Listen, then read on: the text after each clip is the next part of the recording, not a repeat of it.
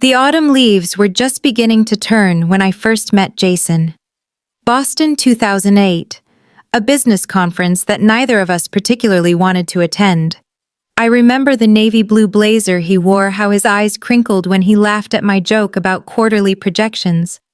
Some memories stay etched in your mind, forever preserved like pressed flowers between the pages of time. My name is Elaine Peterson, and that was the beginning of what I thought would be my forever story. "You're the only person at this entire conference who hasn't bored me to tears," he said, sliding into the seat next to mine during the lunch break. His confidence was magnetic, but it was his attentiveness that truly captivated me. The way he leaned in slightly when I spoke, as if my words were precious things he didn't want to miss. We married 2 years later on a perfect October day that mirrored our first meeting. The maple trees blazed red and gold around us as we exchanged vows at my parents' lakeside home in Vermont. I can still feel the weight of my grandmother's pearl earrings, the gentle pressure of Jason's hands as he slipped the ring onto my finger. "To building a beautiful life together," he whispered just for me as we clinked champagne glasses at the reception. And we did build that life brick by careful brick. The promotion that took us from Boston to Chicago. The Victorian brownstone we renovated together, arguing playfully over paint colors and light fixtures. The dinner parties where we moved in perfect synchronicity, finishing each other's sentences as we entertained friends and colleagues. I still remember the night Jason came home with news of his first major account at Aurelia Luxury Brands. "We did it, Elaine," he said, spinning me around our kitchen, the smell of the lasagna I'd made filling the air. "This is just the beginning." I say we because that's how it felt. A partnership. When Jason needed to work late, I brought dinner to his office. When he needed to practice presentations, I was his audience, offering suggestions and encouragement. I postponed my own career advancement more than once, turning down a prestigious position in New York so we could stay in Chicago where Jason's star was rising. "Someday," he would say, tracing lazy circles on my back as we lay in bed discussing our future, "we'll have that beach house in Florida. Just you and me watching sunsets every night." The beach house remained our shared dream, something to work toward together. Every anniversary we'd open a bottle of wine and discuss how much closer we were to that dream, to our perfect retirement. 15 years of marriage, 15 conversations about that someday place where we'd grow old together. Last year on our anniversary, Jason surprised me with a small model of a coastal cottage painted pale blue with white trim. "I've been researching properties in Sarasota," he said, his eyes bright with excitement. "I think in 5 years we could make it happen." I kept that little model on my bedside table, a daily reminder of our shared future, of promises made and kept between two people who chose each other again and again. If only I had known then how easily promises could be broken, how quickly 15 years could dissolve like sugar in rain. The alarm chimed at 5:30 a.m. as it did every weekday. I reached over to silence it before it woke Jason, though lately that hadn't been a concern. The empty space beside me had long since cooled. Another night where he'd claimed to fall asleep in his home office, too exhausted to make it to bed. Director of Marketing at Aurelia Luxury Brands, a title I'd worked 12 years to earn. My morning routine had the precision of a Swiss watch: 30 minutes of yoga, shower, breakfast, smoothie, check emails while applying makeup. A life organized around efficiency and success. Our housekeeper, Maria, had left a note on the kitchen counter. "Mr. Peterson called, working breakfast with clients, won't be home until late." The third such note this week, and it was only Wednesday. I traced my finger over the handwritten message, a familiar heaviness settling in my chest. When had we started communicating through third parties and hastily scribbled notes? The Jason I'd married would call himself, his voice warm with apology for his absence. The Jason I'd married would at least send a text message with a heart emoji, our little shorthand for missing you. The brownstone felt cavernous around me, all that space and no one to share it with.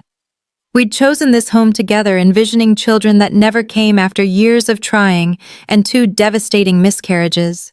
Now its empty rooms seemed to echo with the absence of both the family we'd hoped for and the partnership we once had.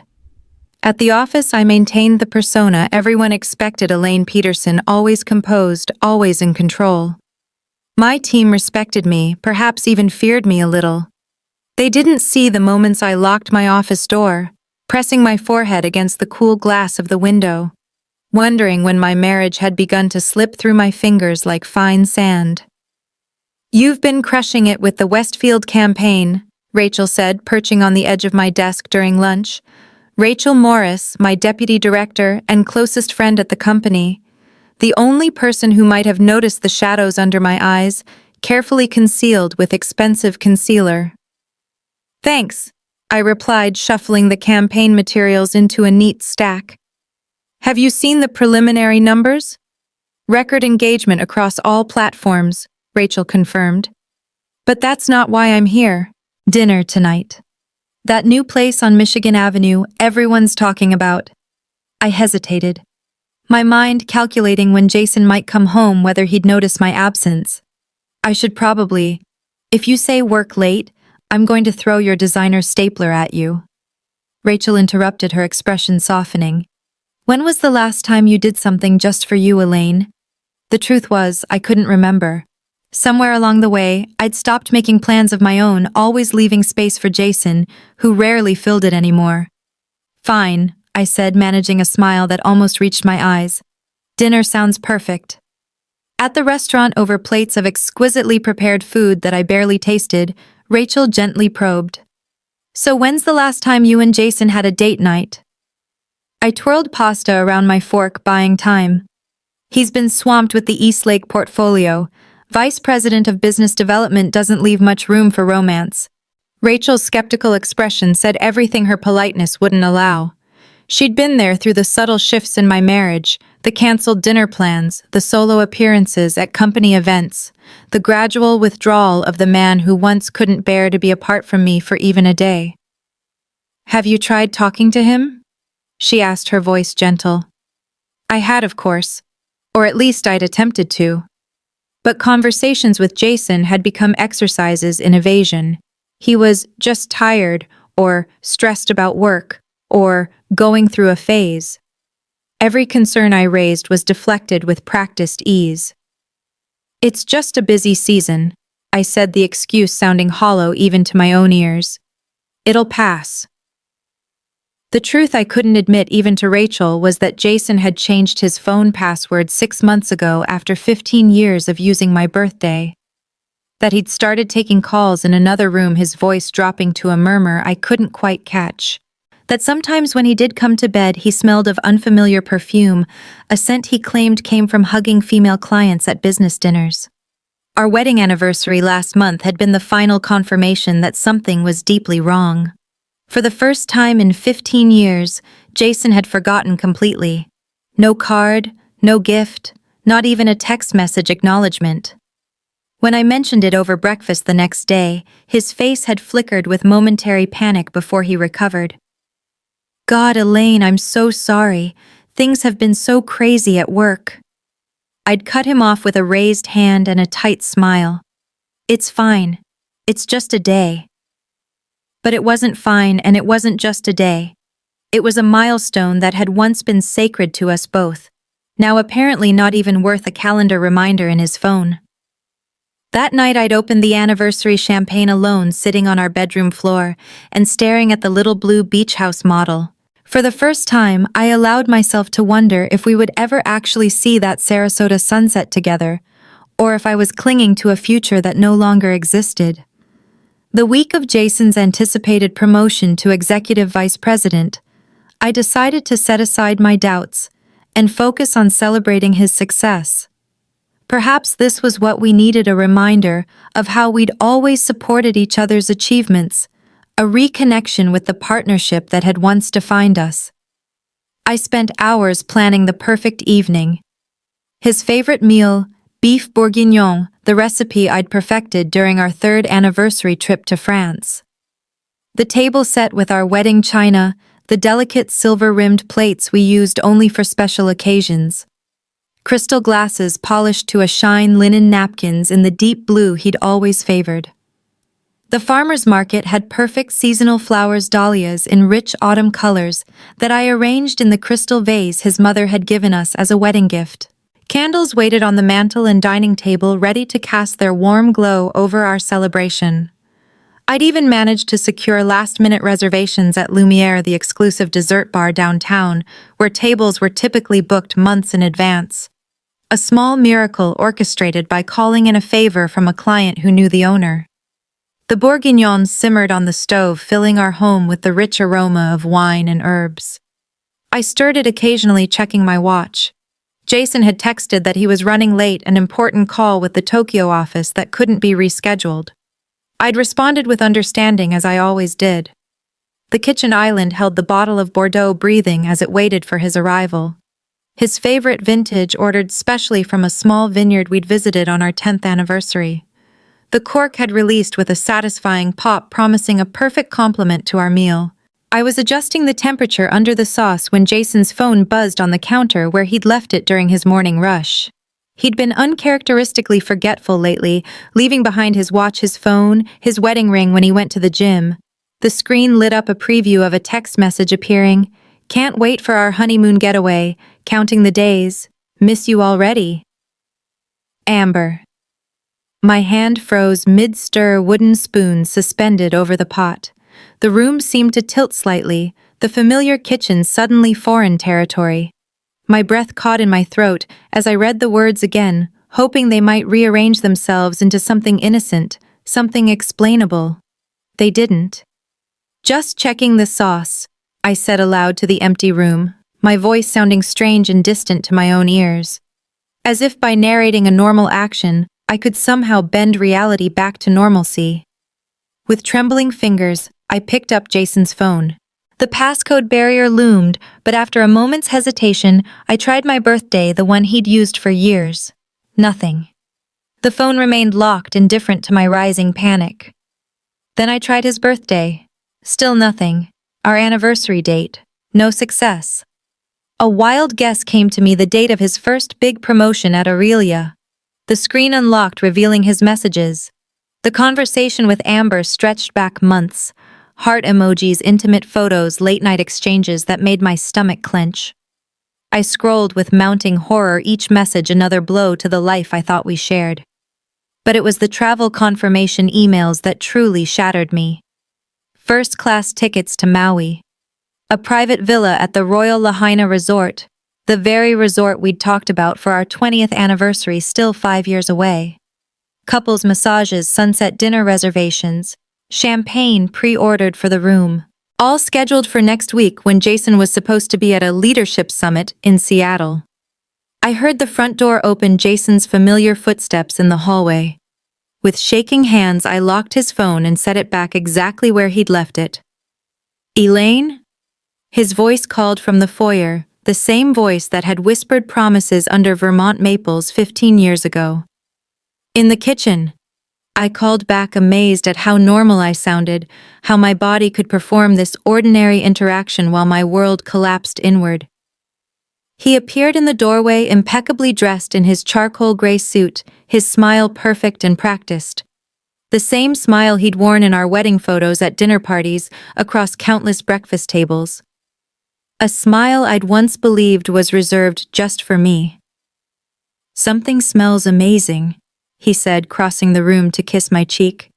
I fought the urge to wipe it away, to scrub my skin clean of his touch. Instead, I turned back to the stove, stirring the sauce with newfound intensity. "How was your day?" I asked the mundane question, absurd in the face of what I now knew.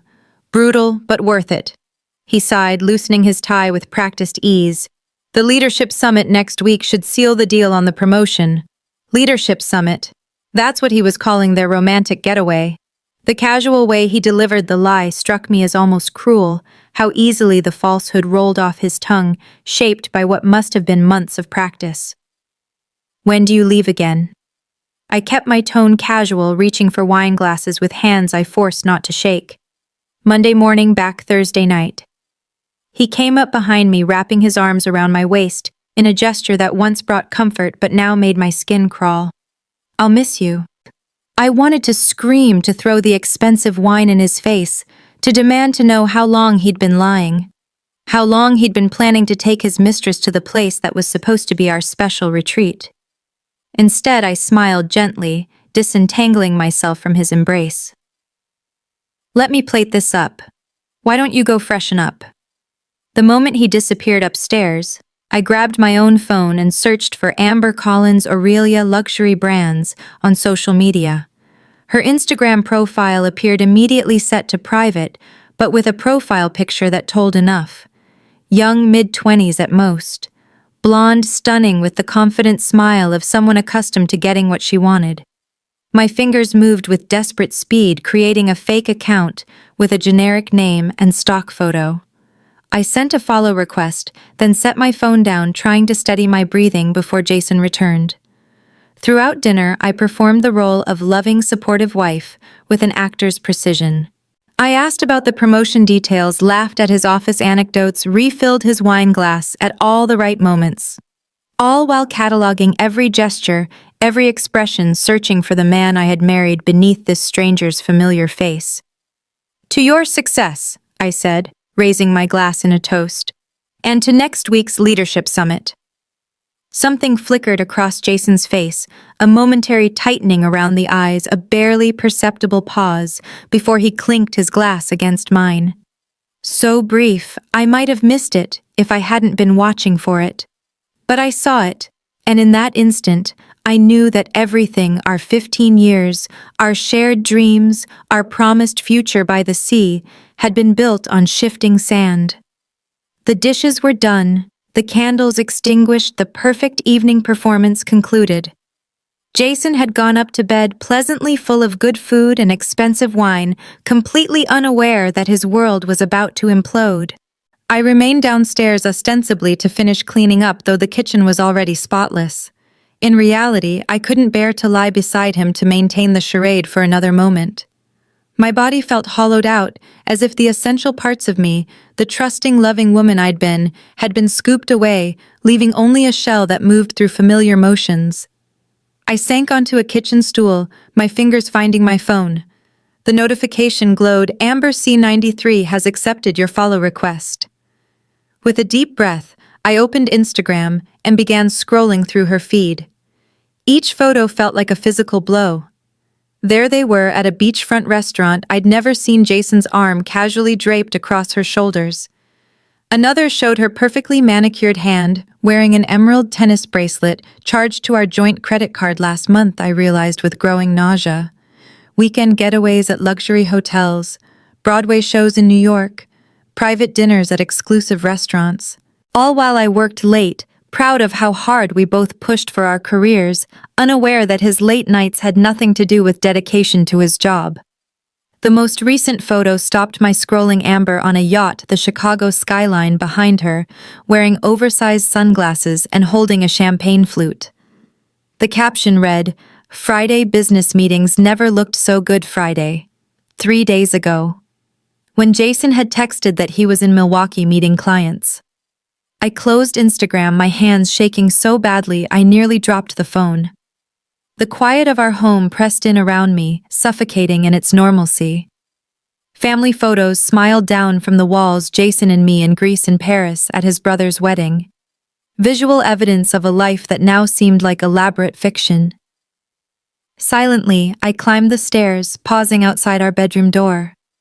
Jason's soft snores filtered through the sound, once comforting, now grating. I continued past to the guest bathroom, closing the door before allowing the first tears to fall.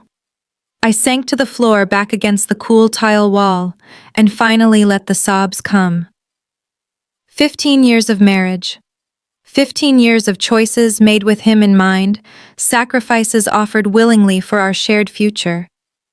The children we'd grieved together when the pregnancies ended. The career opportunities I'd declined to support his advancement. The beach house model that mocked me from our bedside table. All destroyed by, "Can't wait for our honeymoon getaway." Amber. How long had it been going on? Weeks, months, years. How many business trips had actually been romantic getaways? How many late nights at the office had been spent in her bed instead? The questions multiplied, each more painful than the last. Through my tears, I caught sight of the small framed photo on the bathroom shelf, my grandmother on her 90th birthday, her face creased with wisdom and joy.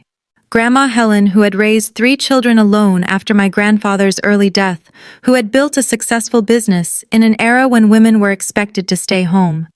Her voice seemed to echo across time. When the world breaks your heart, Elaine, that's when you find out what you're made of. Pain can destroy you, or it can forge you into something stronger. She had told me this after my second miscarriage, holding my hand in her weathered one, as I grieved the future that wasn't to be.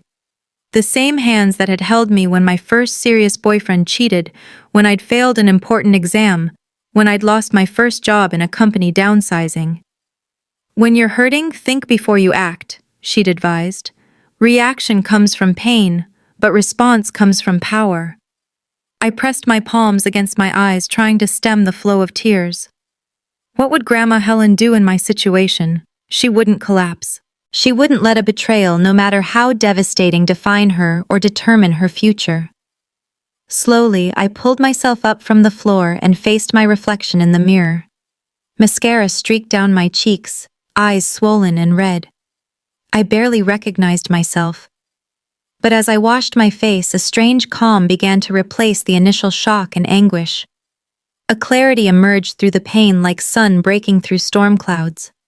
I wouldn't confront Jason tonight or tomorrow or even the next day. Not until I understood exactly what I was dealing with. If he could live a double life for months, perhaps years, then I could certainly maintain a facade long enough to gather information.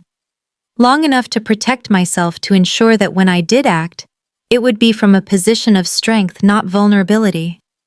I would not be just another woman destroyed by her husband's betrayal. I would not be reduced to a victim in my own life story. As I slipped into the guest room bed, my phone buzzed with a text from Rachel. How was the celebration dinner? I stared at the message, the mundane question from just hours earlier now seeming to belong to another lifetime. My fingers hovered over the keyboard before I typed, "We need to talk. Coffee tomorrow before work." "It's important." Her response came immediately. "Of course. 7 a.m. at Blackbird Cafe. Everything okay?" Nothing was okay. Nothing would ever be okay again in quite the same way. But I would be okay eventually. I had to believe that. "I'll explain tomorrow," I replied. Then set the phone on the nightstand. Tomorrow, I would begin gathering evidence. Tomorrow, I would start taking back control of my life. Tomorrow, I would begin to discover just how deep Jason's betrayal went and exactly what I was going to do about it. But tonight, in the quiet darkness of the guest room, I allowed myself one final moment of grief for the marriage I thought I had, for the man I thought I knew, and for the future we'd planned together that would never come to pass. The little blue beach house model would remain on the bedside table in the master bedroom. A reminder of promises broken and of the new promise I now made to myself. I would emerge from this stronger, wiser, and entirely on my own terms. Jason Peterson had no idea what was coming. The morning light filtered through the slats of the blinds, creating strips of gold across the guest room floor. I hadn't slept, not really.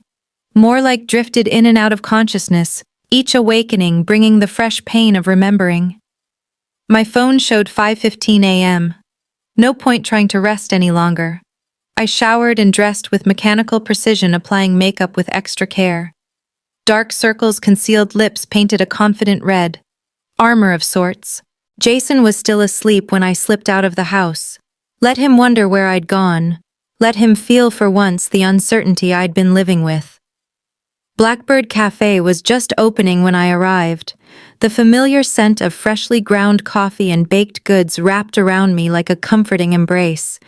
Rachel was already waiting at our usual corner table, 2 steaming mugs in front of her. "You look like hell," she said bluntly, pushing a mug toward me. Expertly concealed hell, but still hell. The laugh that escaped me held no humor. "That obvious. Only to someone who knows what to look for." She leaned forward, concern etching lines between her brows. What happened? I wrapped my hands around the warm ceramic, anchoring myself. Jason is having an affair with his assistant. Saying the words aloud made them real in a way they hadn't been before, concrete and undeniable. Rachel didn't gasp or exclaim. She simply reached across the table and covered my hand with hers. "Tell me everything," she said quietly. So I did. The text message, the travel plans, the Instagram evidence. With each detail, the story gained terrible clarity. "Wait," Rachel interrupted, her expression sharpening. "Amber Collins, the new assistant." When I nodded, she continued. "The one who somehow got promoted to executive assistant after 2 months as a receptionist. That's her." Rachel pulled out her tablet, fingers flying across the screen. "Something never added up about her hiring. Let me show you something." She turned the screen toward me, displaying the company directory. "Look at her salary grade."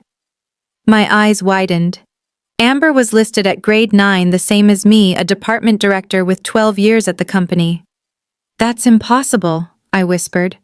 "Executive assistants are grade 5, maybe 6, with significant experience." "Exactly," Rachel's voice was grim. "And guess who approved the exception? Jason.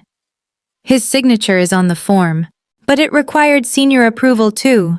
She swiped to another document. "Robert Wilson from legal." Robert, the company's chief counsel, a name that had appeared in Jason's calendar with increasing frequency over the past year.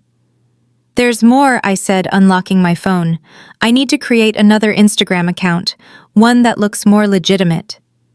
Together we crafted Chicago Luxury Lifestyle, complete with stock photos of high-end restaurants and designer products. Within an hour, we had curated a believable feed and sent Amber another follow request. "Now what?" Rachel asked. "Now we dig deeper." I pulled out my tablet. "I need to check our joint accounts." The banking app loaded, revealing transaction after transaction that twisted the knife further. A $12,000 charge at Tiffany's in May. Weekend stays at the Peninsula Hotel 6 blocks from our home. First-class tickets to New York to Los Angeles to Miami. "He's not even trying to hide it," Rachel muttered, scrolling through the records. "Why would he? I never questioned anything." The realization stung. I trusted him completely. That afternoon, while reviewing the Westfield campaign with my team, my phone buzzed. Amber had accepted our second follow request. Excusing myself, I retreated to my office and began documenting everything. Each photo, each location, each date that contradicted where Jason had claimed to be. The jewelry store receipt led me to Hartman's on Michigan Avenue. With shaking hands, I pushed open the heavy glass door, the soft chime announcing my entrance. "Mrs. Peterson," the sales associate greeted me warmly. "What a pleasant surprise." I managed a smile. "Jessica, right? We met at the charity gala last year." "That's right. Your husband was in just last month. The emerald bracelet was a beautiful choice." My heart contracted painfully. "Yes, it was. Actually, I was thinking of getting something to match. Do you remember what day he was in? I'd like to see what else you showed him." Jessica consulted her tablet. "October 12th. Let me pull up the appointment." She scrolled through, then looked up with a bright smile. "He mentioned it was for your 15th anniversary. Such a milestone." October 12th, 4 days after our actual anniversary, which he had forgotten completely. "Yes, quite a milestone," I echoed, my voice hollow. "What else did he look at that day?" "Several pieces. He spent quite some time with Mrs. Wilson selecting just the right one." The room tilted slightly. "Mrs. Wilson," Jessica's smile faltered. "I'm sorry, I thought—" The young lady with him introduced herself as Mrs. Wilson, your husband's assistant. She said she was helping him select something special. Mrs. Wilson, Robert Wilson's wife. No, that couldn't be right. Barbara Wilson was in her 50s with silver-streaked hair. I'd met her at company events. Then it hit me with sickening clarity. Robert Wilson. Amber Wilson. They were using his name for her. "Of course," I said, my professional mask firmly in place. "Amber was helping him. Thank you for your assistance, Jessica. Outside, I leaned against the building, gulping in the cold November air. It wasn't just an affair. Something more calculated was happening, something that involved the company's chief counsel. My phone buzzed with a text from Jason, working late tonight. Don't wait up. Lies upon lies so effortless they seemed like breathing to him. I typed back, no problem. Dinner with Rachel tonight anyway. At least my lie was partially true. That evening, back in Rachel's apartment, we spread everything we'd gathered across her dining table. Bank statements, screenshots, a timeline of Jason's business trips, matched against Amber's Instagram posts. Girl, you're scary calm right now, Rachel said, pouring us each a glass of wine. If it were me, I'd be throwing his designer suits out the window. That's too obvious, I replied, studying Amber's LinkedIn profile. Besides, I need to understand what I'm dealing with first. Her employment history was sparse: part-time bartending, through college, an unfinished business degree, 3 months as a receptionist at Aurelia, before her rapid promotion to executive assistant. Something's off about her hiring, I murmured. She has zero relevant experience, yet she's making as much as a director. So she slept her way into the job? Rachel shrugged. Tale old as time. I shook my head. No, it's more than that. Look at these authorization codes on her employment file. I pointed to the string of numbers at the bottom of the document Rachel had accessed earlier. RWJRD3, Robert Wilson, Jason Peterson, and D3. Diana Ross, Rachel whispered. The CEO signed off on this. My phone buzzed again. Jason. Just landed at the conference, missing you already. Conference. He wasn't due to leave for the leadership summit until Monday, 4 days from now. Another lie. I typed back, miss you too. How's the weather? His response came quickly. Cloudy but warm. Heading into meetings. Talk later. Rachel peered at my screen. Cloudy. It's perfectly clear in Maui right now. I checked the forecast for a client trip next month. Help me set up another fake account. I said, a plan forming. I want to follow Amber from different angles. 20 minutes later, we had created Wanderlust Escapes, a travel enthusiast account that looked legitimate enough to accept. By midnight, Amber had approved this third follow request. Bingo, Rachel whispered as we scrolled through fresh posts Amber had added just hours ago. Look at that. A video showed 2 champagne glasses clinking crystal blue ocean visible through floor-to-ceiling windows. Caption. Finally alone with the view we've dreamed about. That's the exact villa from their reservation, I said quietly, comparing it to the booking confirmation I'd seen on Jason's phone. He didn't even try to book a different one. The next morning at the office, I maintained my game face. Amber's desk was empty, her family emergency leave perfectly timed with Jason's fake conference. I walked past Robert Wilson's office, noting how he barely met my eyes when I nodded hello. Interesting. Elaine, a voice called. It was Margaret from HR hurrying to catch up with me. Do you have a minute? She ushered me into a small conference room, checking twice that the door was closed. Margaret Chen, Senior HR Director, known for her strict adherence to company policies and ethical standards. This isn't exactly protocol, she began, glancing around nervously, but you should know you're not the only one being lied to. What do you mean? Amber Collins's hiring paperwork. It's irregular. Robert pushed it through personally, overriding standard procedures. When I flagged it, Diana told me to drop it. My heart raced. Why are you telling me this?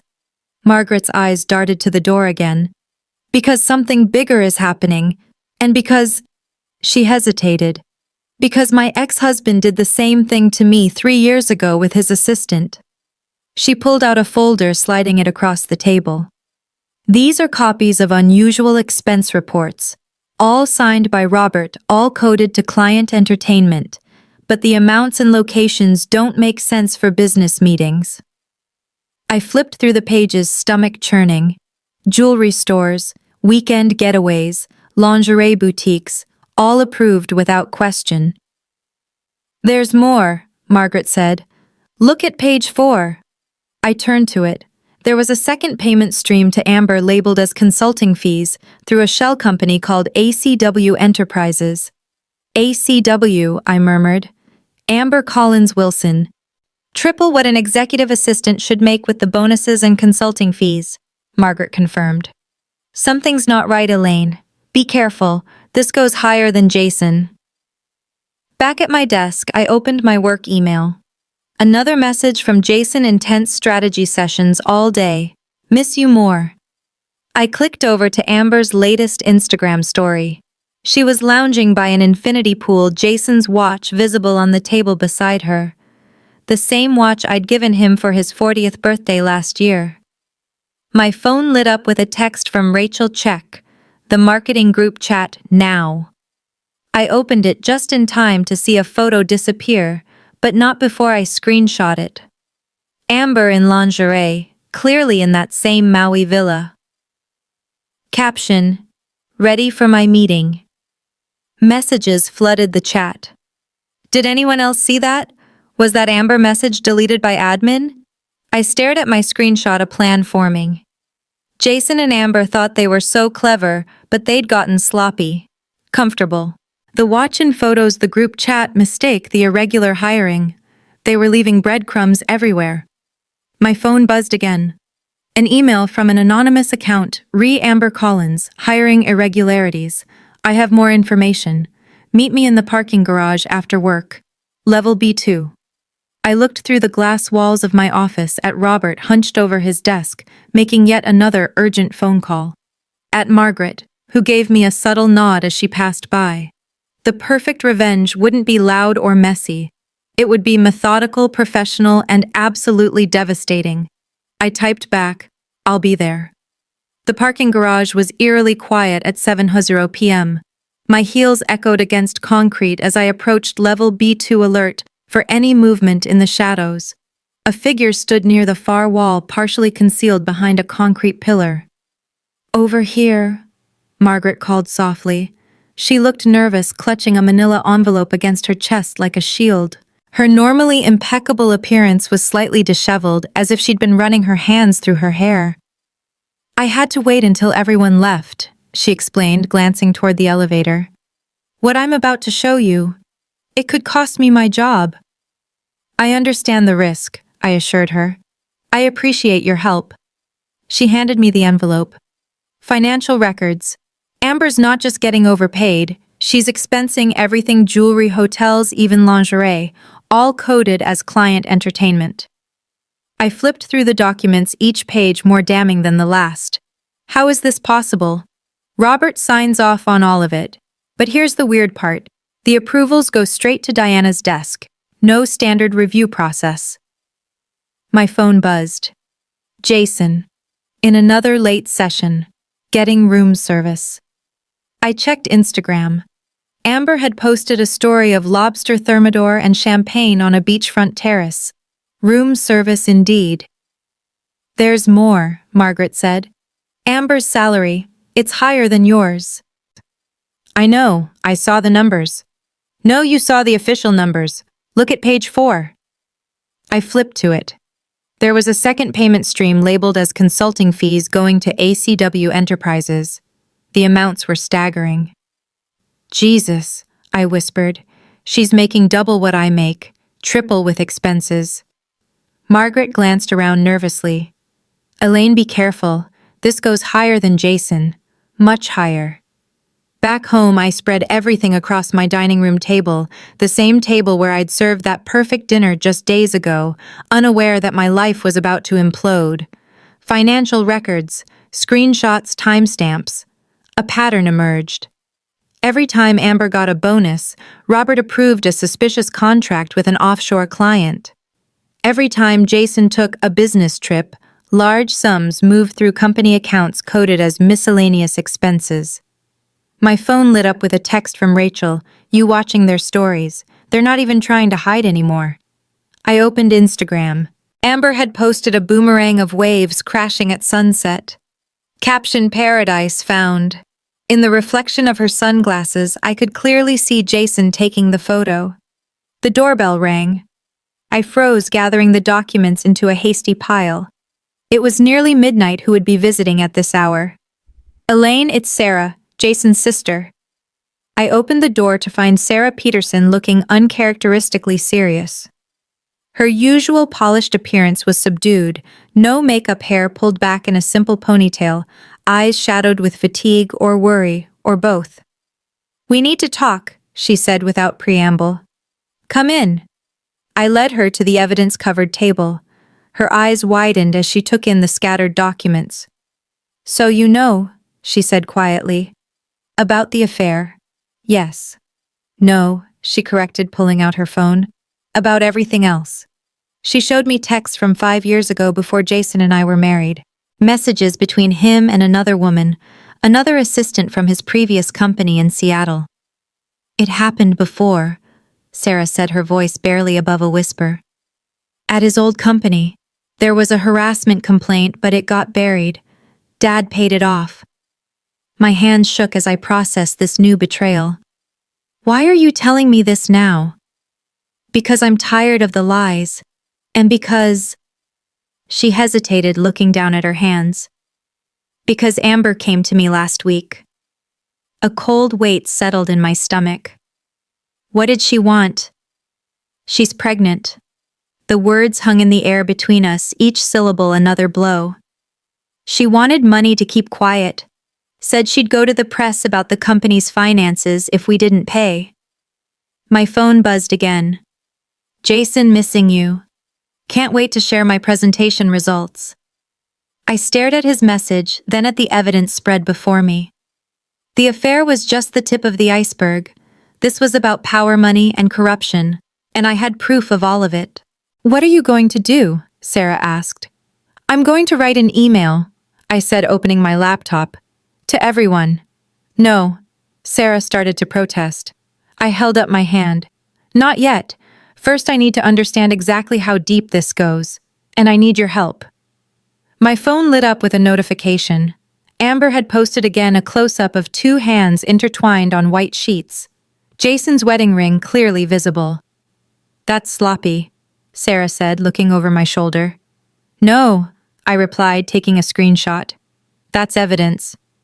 We worked through the night, compiling everything chronologically: financial records, photos, timestamps. Sarah filled in historical details, dates, names. By dawn, I had a comprehensive document that would destroy not just a marriage, but possibly an entire company. My finger hovered over the send button. "Wait," Sarah said. "Are you sure about this?" I thought about Jason and Amber probably waking up in their luxury villa, about Robert and his suspicious approvals, about Diana and her carefully constructed house of cards. "Yes," I said, scheduling the email for Monday at 9 a.m. right after Jason's flight took off for his fake leadership summit. "I'm very sure." The weekend stretched before me, 2 days of pretending everything was normal, while my entire life hung in limbo. I couldn't stay in the house, not with Jason's belongings surrounding me, not with the beach house model mocking me from the bedside table. "Stay with me," Rachel offered when I called her at dawn. "We'll figure this out together." By noon, I was settled in her guest room, my laptop, and the evidence files spread across the bed. Sarah had promised to keep me updated on any communication from Amber while continuing to gather information from her end. "You need to talk to someone who understands what you're going through," Rachel said over lunch. "Professionally, I mean." "A therapist?" "Eventually, yes. But I was thinking more immediately." She hesitated. "I know someone. A support group for women who've been through similar situations. They meet on Saturday mornings." The thought of sharing my pain with strangers made me recoil. "I don't think—" "Just consider it," Rachel said gently. "You don't have to go through this alone." Saturday morning found me sitting awkwardly in a circle of women in the community room of a downtown church. Women of all ages, from a college student to a silver-haired grandmother. Women whose lives had been upended by betrayal just like mine. "I'm Gloria," the older woman introduced herself, settling into the chair beside me. "First time?" I nodded, unable to form words past the lump in my throat. It gets easier, she said, patting my hand. Not the pain that takes time, but talking about it gets easier. When my turn came, I managed only the basics. I'm Elaine. I just discovered my husband is having an affair with his assistant. We've been married 15 years. Gloria's hand found mine again. 35 years for me when I found out. 4 children and 7 grandchildren by then. Thought I'd die from the pain. How did you survive it? I whispered. Her smile was both sad and triumphant.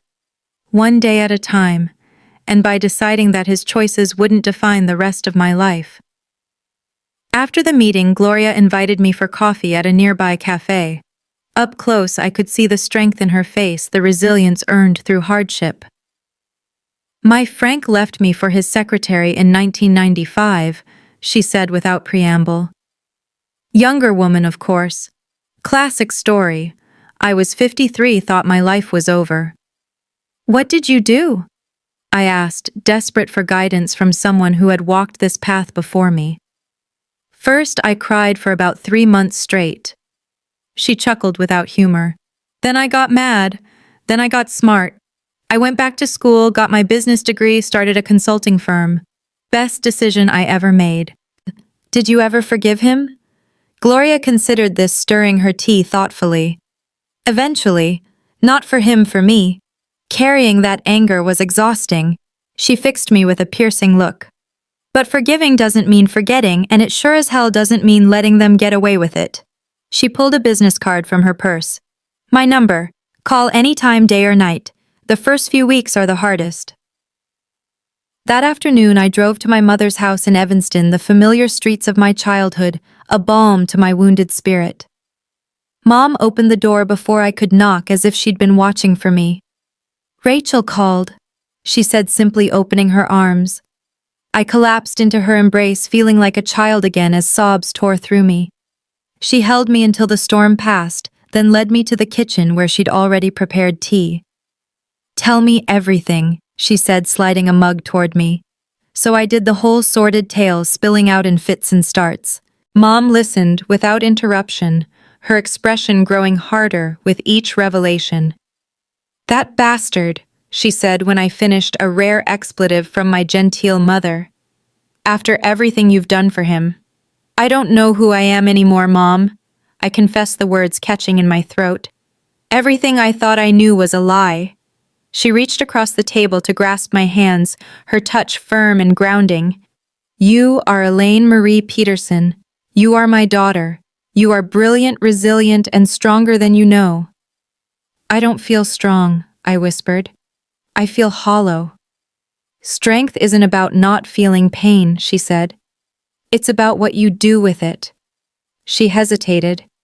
Do you remember what Grandma Helen told you after your second miscarriage? When the world breaks your heart, that's when you find out what you're made of. I recited the words engraved on my soul. Mom nodded. She lived by that. After Grandpa died, everyone expected her to sell the business to settle for a quiet widow's life. Instead, she built it into something remarkable. I'm not Grandma Helen, I protested. No, Mom agreed. You're stronger in different ways. She didn't have to face social media and corporate politics and prenuptial agreements. But you have the same steel in your spine, Elaine. You always have. That evening, back at Rachel's apartment, I found myself on her yoga mat attempting to follow a meditation video. The instructor's soothing voice guided me to focus on my breath, to acknowledge my feelings without judgment, to find the still center within the storm. To my surprise, it helped. For 15 minutes, I existed only in the rhythm of my breathing, the sensation of my body on the mat. When I opened my eyes, the world hadn't changed. Jason was still cheating. My marriage was still over. The corporate conspiracy still waited to be exposed. But I felt more capable of facing it all. I started a journal that night, pouring my raw emotions onto the blank pages Rachel had provided. Not a chronicle of events, but of feelings, the betrayal, the rage, the fear, the determination. With each word, I reclaimed a small piece of myself. By Sunday evening, when I returned to my own home to prepare for the week ahead, I was different. Not healed, not even close, but fortified. The woman who entered that house was not the same one who had fled it 2 days earlier. Jason called as I was unpacking. "Hey, beautiful. Just checking in. How was your weekend?" I marveled at how easily the lies now came to me. "Quiet. Just catching up on work. How's Seattle?" "Productive. Can't wait to see you when I get back." His voice held the practiced warmth I'd once treasured, now hollow as a chocolate Easter bunny. "Safe travels," I replied, ending the call before my composure cracked. Tomorrow the email would go out. Tomorrow everything would change. But tonight, I would sleep in the guest room of my own home, surrounded by the physical remnants of a marriage that existed only on paper. In the morning, I would begin the process of reclaiming my life. Monday dawned clear and cold, a perfect November day in Chicago. I dressed with particular care, a charcoal gray suit that projected authority, pearl earrings that had been my grandmother's lipstick in a shade called Fearless. Jason had texted his usual morning message, heading into the first session. "We'll call later." I responded with casual normalcy. "Good luck with the presentation. Proud of you." The bile rose in my throat as I typed the words, but maintaining the facade for a few more hours was crucial. My scheduled email would deploy at 9:00 a.m. sharp once I confirmed that Jason's flight to Maui had taken off. At 8:15 a.m., I arrived at the office, nodding greetings to colleagues as I made my way to my desk. Margaret caught my eye across the open floor plan, giving an almost imperceptible nod. She knew what was coming. I opened my flight tracker app, watching as Jason's plane first class to Maui, under the name Jason Wilson, taxied for takeoff. "Morning, Elaine," Rachel said, appearing at my office door with 2 coffee cups. "Thought you might need this." She closed the door behind her, voice dropping. "Are we still on schedule? Takeoff in 3 minutes?" I confirmed, eyes on the screen. "Email set for 9 o'clock. "I've alerted the IT team to an important system update at 8:55, Rachel said. "No one will be able to access their email until 9:00 exactly. Everyone will receive it simultaneously." I looked up at my friend, gratitude washing over me. "Thank you for everything." "Hey," she said, squeezing my shoulder. "We're in this together. Girl power and all that crap." Despite everything, I laughed, a genuine sound that felt foreign after days of pretense. At 8:45, I received confirmation that Jason's flight was airborne, no turning back now. At 8:50, I sent a text to Sarah. "It's happening. Are you ready?" Her response was immediate. "With you all the way." At 8:55, the office computers displayed the promised system update notice. Around me, colleagues grumbled about the inconvenience, unaware of the bombshell about to drop. At 8:59, I took a deep breath, hands steady on my keyboard. At 9:00 a.m., exactly my email subject line, regarding fraudulent use of company resources, deployed to the entire board of directors, senior management, and HR department. For a moment, nothing happened. Then, as if a wave were rolling through the office, phones began to buzz. Heads popped up from cubicles. I heard a crash from Robert's office. He'd dropped his coffee mug. "Oh my God," someone whispered loudly. "Is this real?"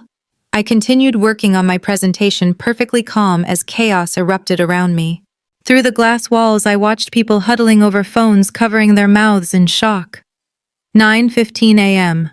Diana's assistant sprinted past my office. 9:20 a.m. Robert slammed his office door shut, blinds drawn. 9:30 a.m. Security arrived to escort Amber's temporary replacement from the building. 10:45 a.m. My phone buzzed with missed calls from Jason. His plane must have landed. At 11:00 a.m. sharp, a new email arrived from Diana Ross. Subject: regarding fraudulent use of company resources. Message: we need to meet. My office. Now. I grabbed my tablet and headed to the executive floor. Rachel texted, "She's going to try to bury this. Let her try." I wrote back. Diana's assistant waved me straight in, her expression unreadable. The CEO stood at her window, back turned to me. On her desk was a manila envelope. "Sit," she commanded without turning around. I sat back straight, hands folded in my lap. The silence stretched between us, a tactical move I recognized from countless negotiations. I didn't break it. Interesting email, she said, finally turning to face me. Her expression was carved from ice. Very comprehensive. Thank you. She picked up the envelope. But you missed something. She pulled out a photo and slid it across the desk. My breath caught. It showed Jason and Amber in bed, clearly taken without their knowledge. Where did you get this? I asked, voice steady despite my shock. I have eyes everywhere, Elaine. Did you really think you were the first to know? The implication landed like a physical blow. You knew. Of course I knew.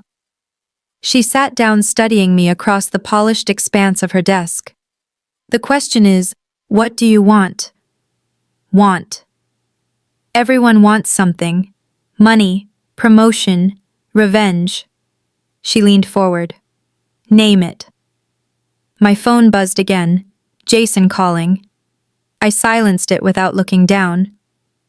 I want the truth, I said. Diana laughed, a sharp, humorless sound. No, you don't. Trust me.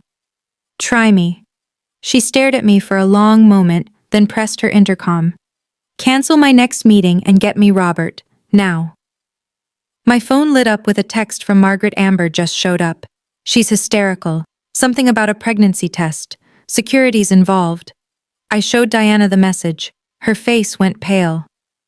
Well, she said quietly. This complicates things. No, I replied, standing up. This simplifies everything. I walked to her door, then turned back. By the way, I have copies of everything, including that photo you just showed me, so whatever you're planning, don't. As I left her office, my phone buzzed one final time. A text from Jason. What have you done? I smiled and typed back. Ask Amber. I hear she has news for you. The security footage played on repeat in the executive conference room. Amber, mascara running, hair disheveled, throwing a positive pregnancy test at the lobby security desk. Get Miles Peterson on the phone right now, she screamed, her voice distorted through the speakers. I know he's not at any leadership summit. Diana paused the video.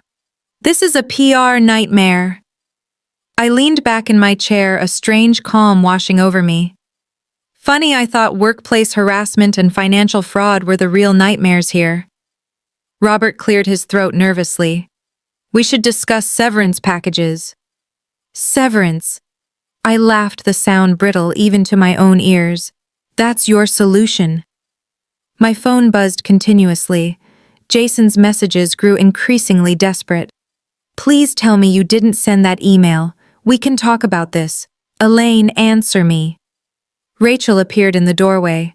Elaine, you need to see this. She held up her phone. Jason was trending on Twitter. Someone had leaked the security footage of Amber's meltdown.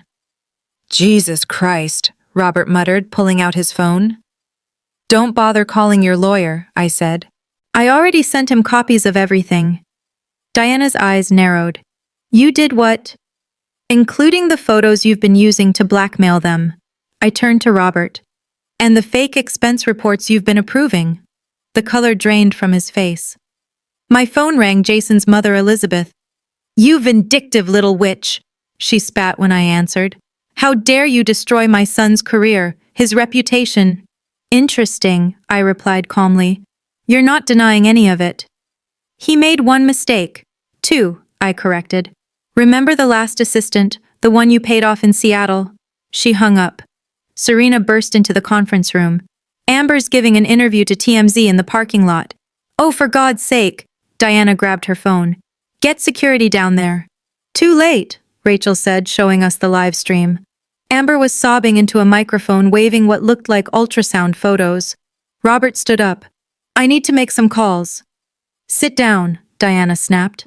Nobody leaves until we contain this. Contain what? I asked. The affair, the embezzlement, or the fact that you've known about both for months. The room went silent. My phone lit up with a text from Sarah. Mom's having a meltdown. Dad just admitted he knew about everything, including what happened at Jason's last job. I'm coming over. Victoria, Diana said quietly, using my first name for perhaps the first time. Let's discuss this privately. No. I stood up. Let's discuss it right here. Tell them about the photos you've been collecting. Tell them about the offshore accounts. Robert went pale. What offshore accounts? The ones you've been using to hide Amber's real salary. I turned to him. Did you really think I wouldn't find those? Serena's phone chimed. Jason just posted on LinkedIn. We all looked at our phones. There it was, a lengthy post about taking accountability and personal failures. Classic damage control, I muttered. Coward. Security called up. Amber was demanding to see Diana. TMZ was still filming. I'll handle this. Diana stood up. Like I handled the last scandal. Like you handled the previous assistant, I asked. The one with the harassment complaint. She froze. How much do you know? Everything. I pulled out my tablet, including these emails between you and Jason from 5 years ago, the ones about covering up the harassment complaint. Robert swore under his breath. My phone buzzed again.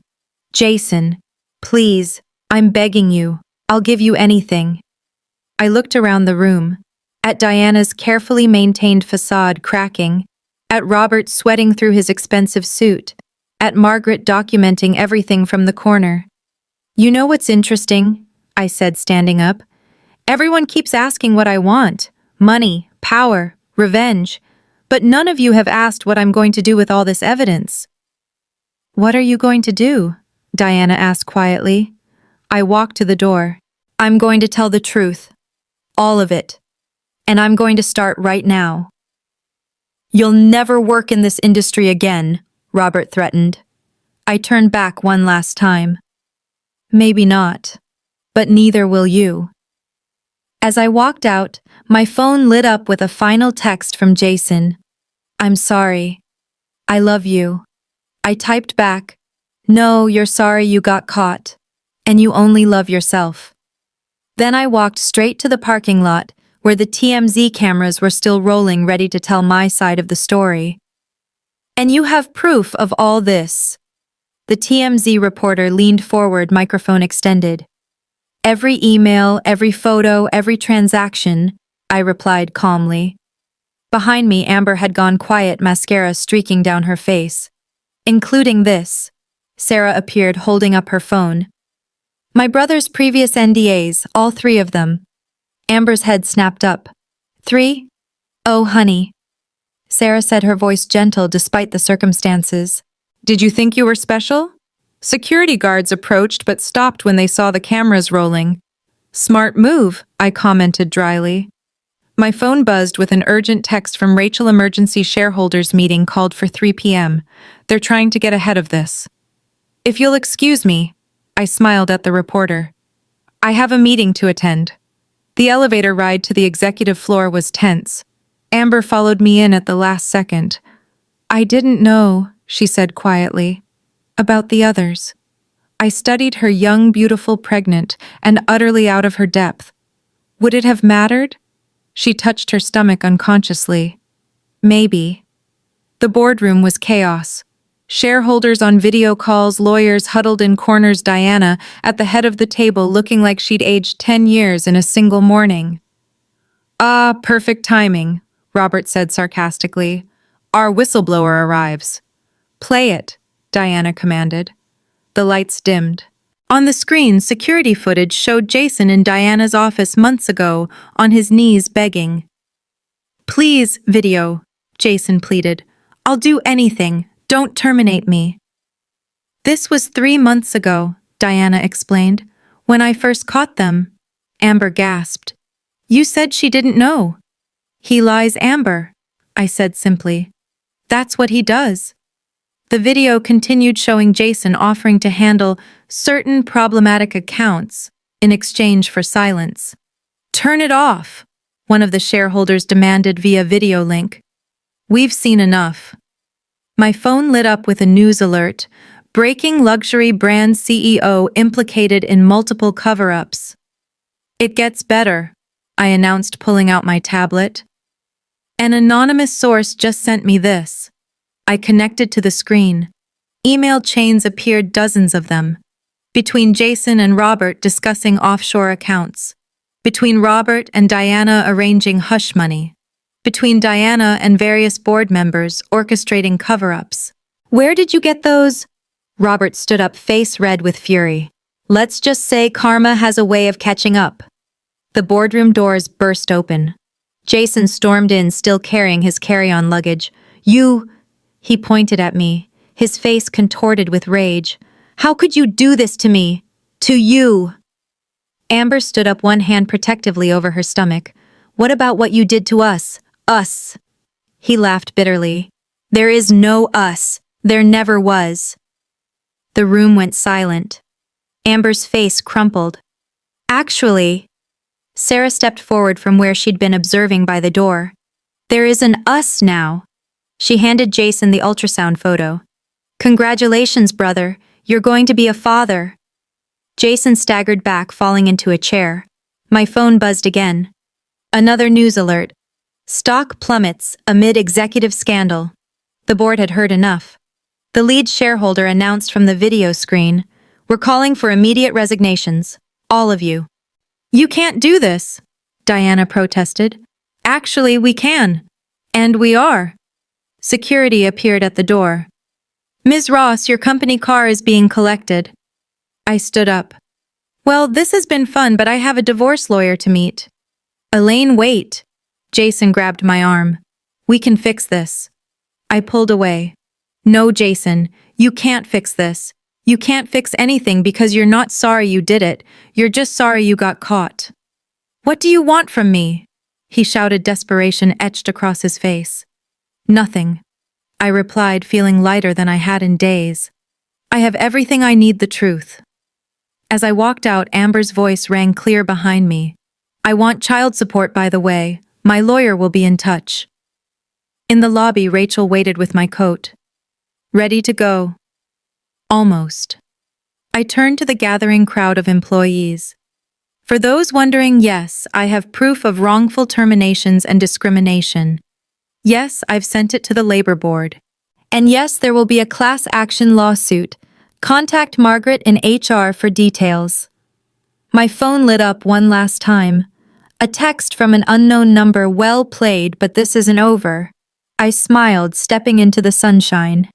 No, I said to myself. It's just beginning. The next morning arrived with the crisp clarity that only follows life-altering decisions. I awoke in Rachel's guest room, having fled there after the boardroom confrontation. My phone displayed 27 missed calls from Jason, 15 from his mother, and a text from Sarah. He's staying at the peninsula. Hasn't stopped drinking since yesterday. I dressed with deliberate care, a cream cashmere sweater, camel wool trousers, low heels. Clothes that spoke of calm confidence rather than corporate armor. Today wasn't about business. It was about reclaiming my personal power. You look different, Rachel commented, sliding a mug of coffee across the kitchen island. I feel different. And I did.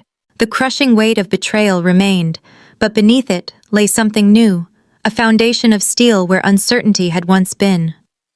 My phone buzzed with a text from Jason. Please, Elaine, we need to talk. I'm coming home. I showed it to Rachel. He still thinks there's a home to come back to. What will you do? I sipped my coffee, savoring its warmth. I'm going to drive him to the airport. What? Rachel nearly choked on her toast.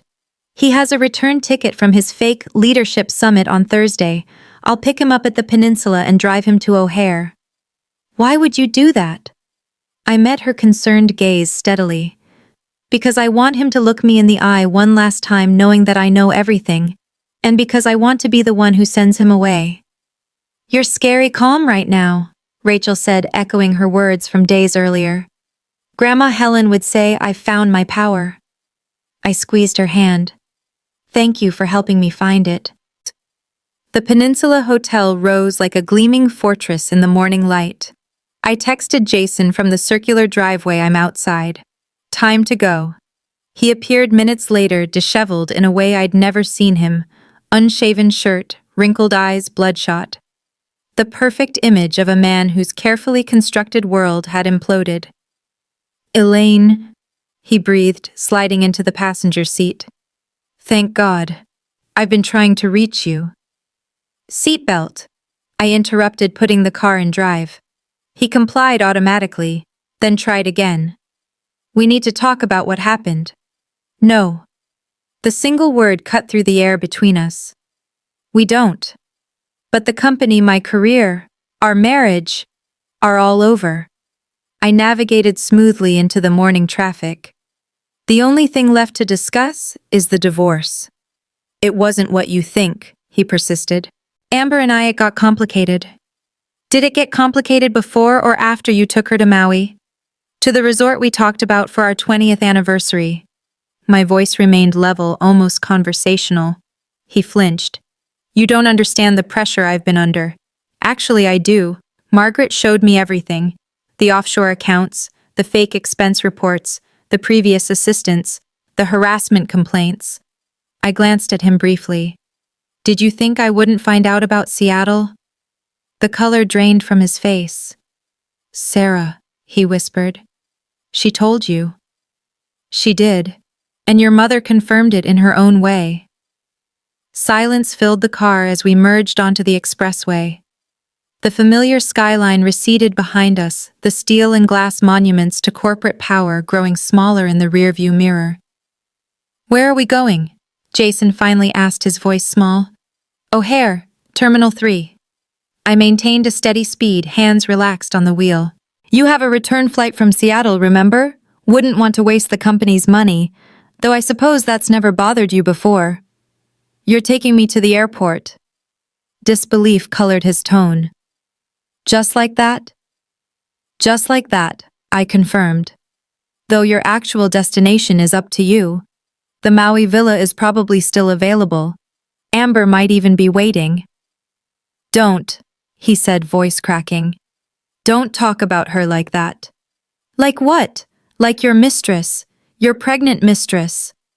I couldn't keep the edge from my voice now. "Did you even think about what would happen when the baby came? Were you planning to be a weekend father, or just pay her off like the others? It's not that simple. It never is with you, is it?" I shook my head. "The sad thing is, I would have given you everything, Jason. My career, my time, my love. I did give you everything, but it wasn't enough." "It wasn't about you," he protested weakly. "That's the problem," I replied. "It never was." The airport appeared ahead, its sprawling terminals, bustling with travelers coming and going, lives intersecting briefly before continuing on separate paths. I pulled into the departures lane. "Elaine," Jason said as I stopped the car, "please don't do this. We can work it out." I turned to face him, fully taking in the features I'd once known better than my own. The cleft in his chin, the small scar above his right eyebrow from a childhood accident, the hazel eyes that had once looked at me with such apparent love. "You know," I said quietly, "I spent days wondering when it all went wrong. When you stopped loving me. When I became someone you could lie to so easily. I never stopped." "Don't." I held up my hand. "Don't say you love me. Not now. It's an insult to both of us." His shoulders slumped in defeat. "What happens now?" "Now you get out of my car and out of my life. My lawyer will contact you about the divorce. And the company is no longer your concern. The board voted last night to suspend all senior management pending investigation. Your email and building access have already been revoked." He stared at me, this stranger I'd shared a bed with for 15 years. "You've thought of everything." I learned from the best. I unlocked the doors. "Goodbye, Jason." He hesitated, hand on the door handle. "For what it's worth, I am sorry." "I know," I said, surprising myself with the truth of it. "But sorry doesn't fix what's broken. It just acknowledges the damage." I watched him walk into the terminal, shoulders hunched against the November wind, carry-on trailing behind him. Not the powerful executive he'd pretended to be, just a man facing the consequences of his actions. As I pulled away from the curb, my phone chimed with a calendar alert, 9:00 a.m., email to Board of Directors. The email I'd scheduled days ago, set to deploy once Jason was safely on a plane, heading anywhere but back to me. The comprehensive document detailing not just his affair, but the entire web of financial misconduct that had ensnared Diana Robert and half the executive team. I found a parking spot with a view of the departures board and watched as Jason's fake return flight from Seattle was announced, on time. 9 o'clock approached, then arrived, then passed. My phone began to buzz with incoming calls and messages. Rachel. Holy shit, it's happening. The entire office is in chaos. Margaret's security just escorted Robert out. Diana's locked in her office with 3 lawyers. Sarah Mom's threatening to sue you. Dad's telling her to shut up. This is better than Netflix. I smiled watching as a plane lifted into the clear November sky. Whether Jason was on it or not, I didn't know or care. His journey was no longer connected to mine. I texted Gloria from the support group I did it. Her response came immediately. That's my girl. First day of your new life. How does it feel? I considered the question, taking stock of the emotions swirling within me. Grief was there, of course. Anger still burning bright. But something else too, a lightness, a sense of possibility I hadn't felt in years. It feels like freedom, I replied. When I finally drove away from the airport, I didn't head back to the brownstone that had once been our home. Instead, I pointed the car north toward the lake, where my mother's house stood waiting. Toward family, who had known me before Jason, who would help me discover who I could be after him. The sun broke through the clouds as I drove, warming my face through the windshield. A new day in every sense of the word. The law offices of Goldstein Meyer and Associates occupied the 38th floor of a downtown high-rise. Their reception area, a study in understated wealth, leather furniture in rich cognac, abstract art, in soothing blues and grays, fresh orchids on gleaming tables. Mrs. Peterson. The receptionist's voice was as polished as her surroundings. Ms. Goldstein will see you now. Rebecca Goldstein had come highly recommended by Gloria. She took my ex for everything he was worth and made him thank her for it, she'd said with grim satisfaction. At 62, Rebecca had the sharp eyes of a tactician and the patient smile of a woman who'd seen it all. Elaine, she greeted me, rising from behind her impressive desk. I've been following your situation with interest. You've caused quite a stir. It wasn't my intention, I said, settling into the chair she indicated. Wasn't it? Her eyes twinkled. The systematic dismantling of an entire corporate power structure rarely happens by accident. I couldn't help but smile. Perhaps not entirely, she tapped a stack of papers on her desk. I've reviewed the documents you sent over. The prenuptial agreement, the financial records, the evidence of infidelity and corporate malfeasance. She leaned forward. With what you've provided, we're in an exceptionally strong position. Jason's lawyer has already reached out, I told her. They're offering a settlement. Of course they are. They're terrified. She slid a folder toward me. But we're not going to accept it, not when we can get so much more. For the next hour, Rebecca outlined her strategy, leveraging Jason's affair and financial misconduct to void key provisions of the prenup, claiming a significant portion of assets acquired during the marriage, including his stock options and retirement accounts. What about the house? I asked. The brownstone had been our shared dream once. Do you want it? She countered. I considered the question. No, I decided. Too many memories. I want to start fresh. Smart, she approved. We'll include it in the settlement negotiations, along with this. She tapped a document with her manicured nail. The property in Florida. My breath caught. The beach house. But we never bought it.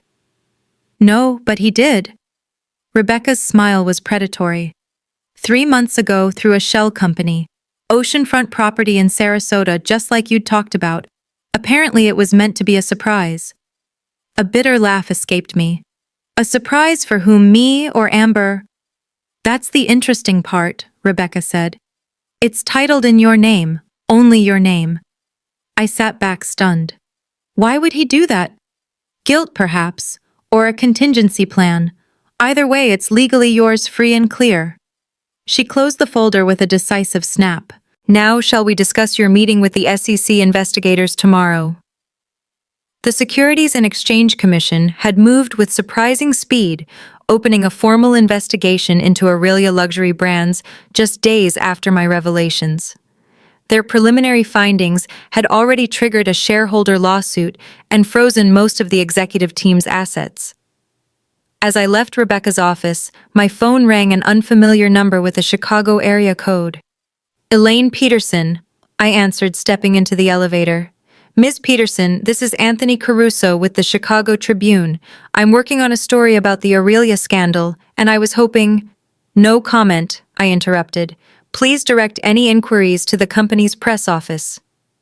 But you're at the center of this story, he persisted. The whistleblower wife who brought down a luxury empire.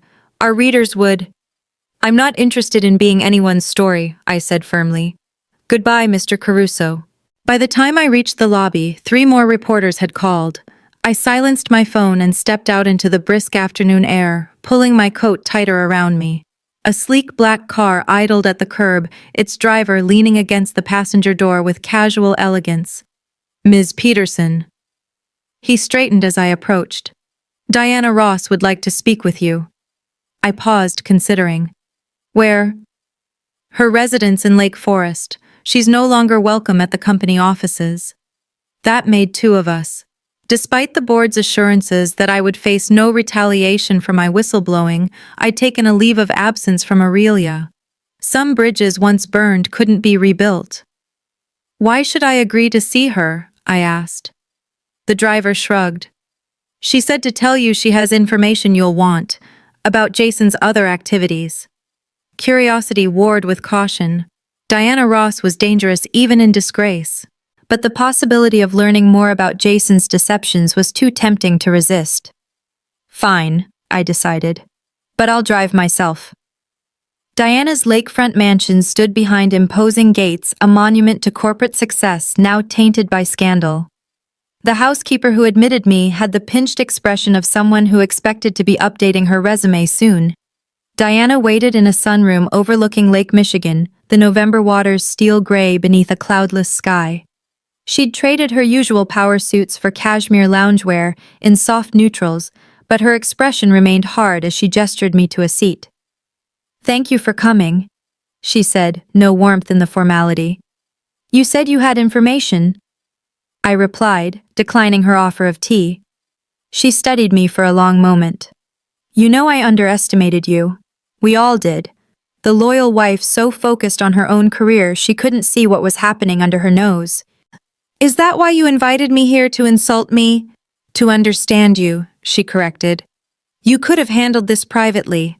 Divorced Jason, taken a settlement, moved on with your life. Instead, you burned everything to the ground. Not everything, I said.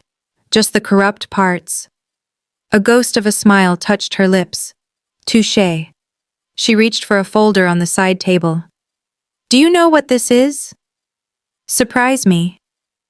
Jason's original employment application from 15 years ago. She opened it, removing a sheet of paper. Look at his reference contacts. I scanned the list, recognizing most names from Jason's early career. One stood out, Elizabeth Peterson. His mother was a reference. I frowned. That's hardly unusual for a young professional. Look at the company name, Diana directed. Next to Elizabeth's name was listed Peterson Holdings board member. I don't understand, I said slowly. Jason's father ran a small accounting firm. There was no Peterson Holdings. There was, Diana contradicted. A private investment company with significant holdings in luxury retail brands, including a 15% stake in Aurelia's parent company. The implications hit me like a physical blow. Are you saying Jason got his job because his family owned part of the company? I'm saying his entire career was manufactured, Diana corrected. Every promotion, every big account he landed, all orchestrated by his parents to groom him for eventually taking over the family business interests. That's not possible, I protested. I would have known. Would you? Diana's gaze was penetrating. Did you know about the beach house in Florida? The offshore accounts. The previous assistants.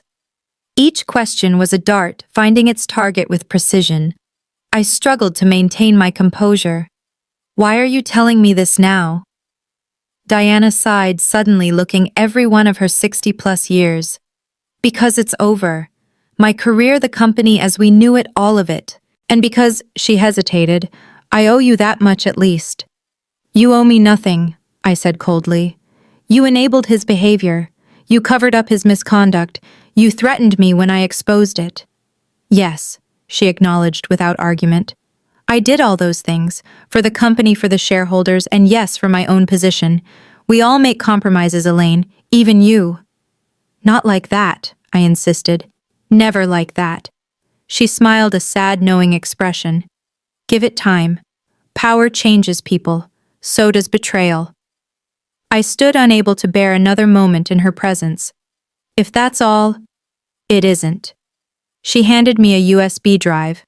Everything I have on the Peterson family's holdings, financial records, board minutes, communications, use it however you see fit. I took it cautiously. Why would you give me this? Let's call it an insurance policy, she said. For both of us. As I drove away from Diana's lakefront fortress, her parting words echoed in my mind. We're not so different, you and I. We both believed in men who didn't deserve it, and we both paid the price. I plugged the USB drive into my laptop as soon as I reached my mother's house, scanning the files with growing disbelief.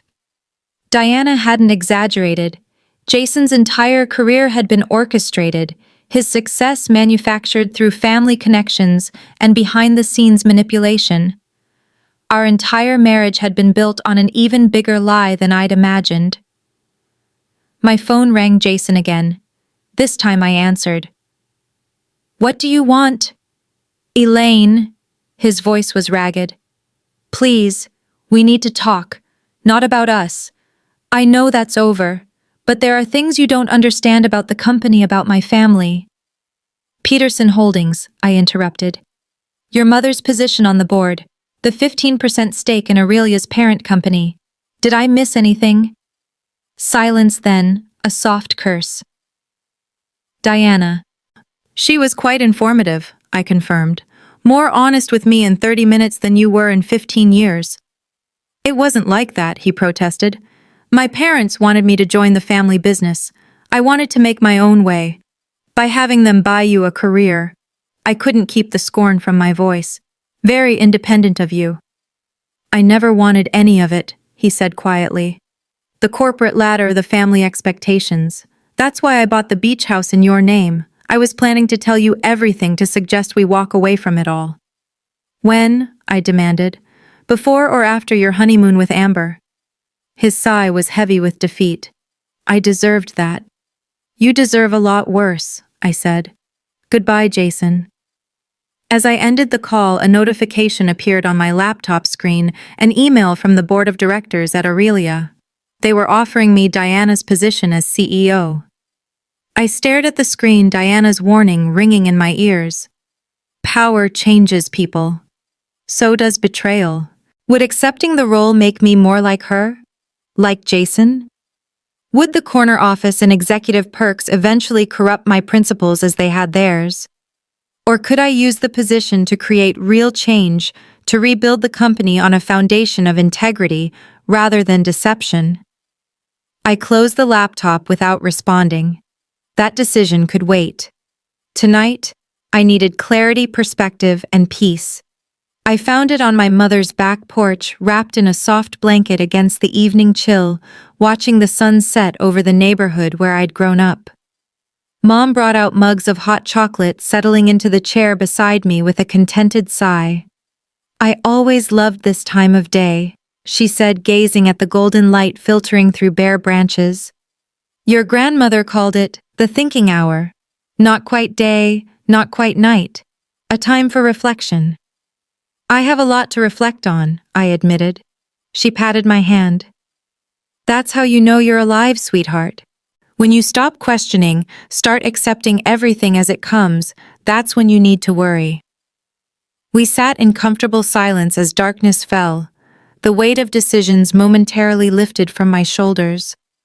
Tomorrow would bring new challenges, new revelations, new paths to consider. But tonight, in this peaceful interlude between what was and what would be, I could simply breathe.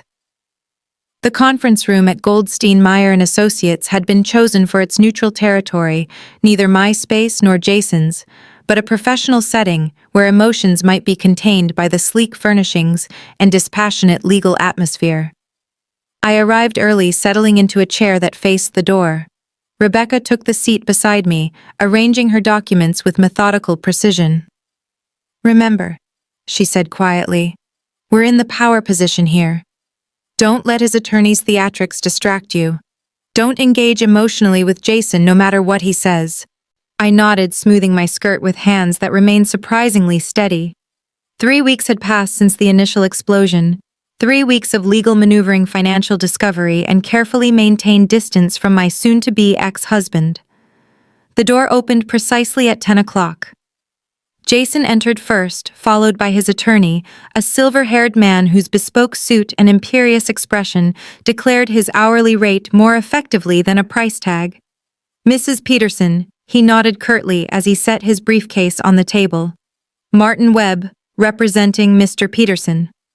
"Ms. Peterson has decided to resume her maiden name," Rebecca corrected.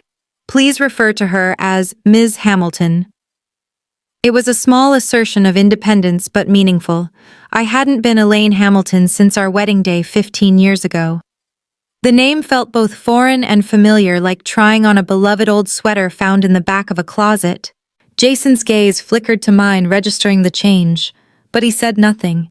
He looked better than he had at the airport, clean-shaven, properly dressed, but the shadows under his eyes suggested sleep remained elusive. "Shall we begin?" Rebecca suggested, opening her folder. "We've prepared a comprehensive settlement proposal that—" "Before we get to that," Webb interrupted, "my client would like to address Ms. Hamilton directly." He emphasized my maiden name with subtle mockery. Rebecca raised an eyebrow. "That's highly irregular." 5 minutes, Webb insisted. "Without attorneys present." "Absolutely not," Rebecca began, but I touched her arm. "It's all right," I said. 5 minutes. She gave me a warning look but gathered her papers. 5 minutes, not a second more. When the door closed behind our lawyers, Jason leaned forward, hands clasped on the table between us. "Thank you," he said simply. "Don't mistake this for forgiveness," I replied. "I'm just curious what you think you can possibly say at this point." He nodded, accepting the boundaries. "Fair enough. I wanted to tell you that I've resigned from Aurelia, permanently, and I've instructed my attorney to accept whatever settlement terms you propose." This wasn't what I'd expected. "Why?" "Because fighting you would only prolong the inevitable," he said, "and because it's the right thing to do." I studied him, searching for the manipulation beneath the apparent capitulation. "Just like that, no conditions, no demands. Just one request," he amended. "Not a condition. The beach house. I know it's legally yours. I know I have no right to ask, but it was meant to be your dream, not part of a settlement.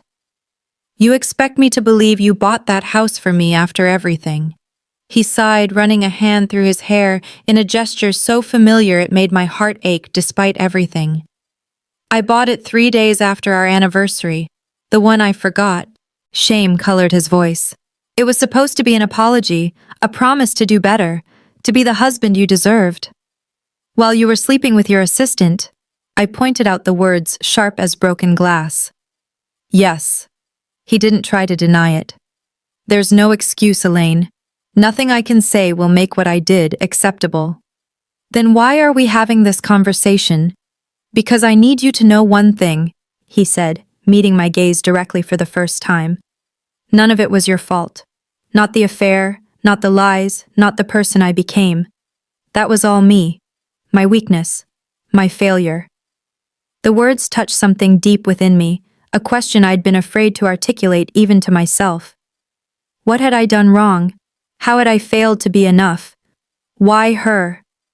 The question escaped before I could stop it. Jason looked down at his hands. The cliché answer would be that it wasn't about her, that it was about me, my ego, the thrill of something forbidden. He shook his head. But you deserve better than clichés. The truth is, Amber was easy, uncomplicated. She didn't know the real me, so she couldn't be disappointed by my failures. And I could. You knew exactly who I was supposed to be, he said softly. The man I pretended to be. The successful executive making his own way in the world. Not the fraud living on his family's connections, taking credit for opportunities handed to him on a silver platter. So this was about your insecurities, your imposter syndrome. I couldn't keep the incredulity from my voice. That's your explanation for destroying our marriage. Not an explanation, he corrected. There isn't one that would make sense. Just the truth for whatever it's worth now. The door opened. Rebecca returning with pointed punctuality. Time's up. Jason straightened professional mask sliding back into place. Thank you for hearing me out. The settlement negotiations proceeded with surprising smoothness after that. Jason accepted every term without argument, from the financial divisions to the accelerated timeline. When we adjourned 2 hours later, the framework of our divorce was established, the dismantling of our life together, reduced to clauses and subclauses on legal letterhead. As we gathered our things, Jason paused beside me. For what it's worth, I really did love you, Elaine. Still do. Just not enough to be worthy of you. I looked at this man I'd shared my life with, this stranger I'd thought I knew, and felt a curious mixture of grief and relief. Goodbye, Jason, I said quietly. Outside, snowflakes had begun to fall, dusting the city in a gentle white blanket that softened its hard edges. I turned my face up to the sky, letting the cold flakes melt against my skin. Are you all right? Rebecca asked, joining me on the sidewalk. No, I answered honestly. But I will be. That evening, I sat across from my mother at her kitchen table, the familiar surroundings a balm to my wounded spirit. The settlement papers lay between us, stark black and white evidence of an ending. So it's over, Mom said, pushing a mug of tea toward me. Almost, I corrected. The divorce won't be final for another 6 weeks. I didn't mean the legalities, she clarified. I meant the uncertainty, the limbo you've been in. I considered this. Yes, I suppose that part is over. And the beach house, she asked. You're keeping it. The property in Sarasota had become a symbol of broken promises, of might-have-beens, of dreams deferred. I'd wrestled with what to do about it, torn between wanting to claim everything Jason owed me and not wanting anything touched by his deception. I don't know, I admitted. Part of me wants to sell it sight unseen. Another part wants to see if it's still your dream, Mom finished. Independent of him. Is that foolish? She reached across the table to cover my hand with hers. Dreams don't become tainted just because the people who shared them let us down. That house represents something you wanted before Jason, something you might still want after him. I'm not sure I know what I want anymore, I confessed. Everything I planned for, everything I worked toward it, was all tangled up with him, with our life together. Then it's time to figure out what Elaine Hamilton wants, Mom said simply. Not Jason's wife. Not Aurelia's marketing director. Just you. Later that night, I stood at the guest room window, watching snow transform the familiar neighborhood of my childhood into something magical and new. My phone buzzed with a text from the support group. They'd created a thread for those of us navigating the holiday season alone for the first time. Gloria had written, "Remember, dear ones, that endings make space for beginnings. The blank page may seem frightening, but it's also full of possibility." Possibility. The word resonated within me, a counterpoint to the grief that had become my constant companion. What possibilities awaited me now? What doors might open that had been closed to me before? For the first time since discovering Jason's betrayal, I allowed myself to imagine a future entirely of my own making. A future not defined by what I had lost, but by what I might yet find. It was a small shift, subtle as the changing of seasons. But as I turned from the window, I felt something long dormant begin to stir within me. Hope. The federal courthouse stood imposing against the winter sky, its limestone facade a testament to the permanence of institutions, the inexorable machinery of justice. I straightened my coat, steeling myself for what awaited inside. "Ready?" Margaret asked, falling into step beside me as I approached the entrance. "As I'll ever be," I replied.